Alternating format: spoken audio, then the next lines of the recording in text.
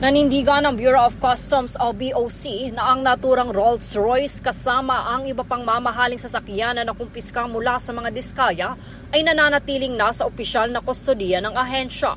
Ayon sa BOC, mahigpit na binabantayan ng Customs Police ang lahat ng nasamsam na sasakyan upang maiwasan ang anumang hindi otorisadong paggalaw o paglabas. Ipinapaniwanag ng ahensya na ang plaka ng Rolls-Royce sa viral na post ay nagtatapos sa 949, habang ang nasamsam na sasakyan ay nagtatapos sa 889 at patunay na magkaiba ang mga ito. Binigyan din ng BOC na walang anumang nasamsam na ari-arian ang maaaring ilabas o galawin ng walang kaukulang pahintulot at dokumento.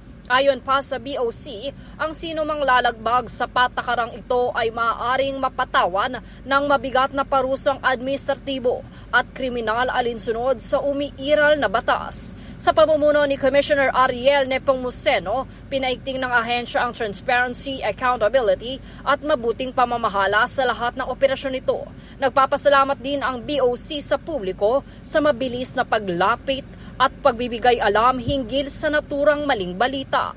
Hinimok naman ng BOC ang lahat na kumuha lamang ng impormasyon mula sa opisyal nitong website at social media pages upang maiwasan ang panlilinlang mula sa mga pekeng balita. Jade Buhoy, nag-uulat para sa Golden Nation Network.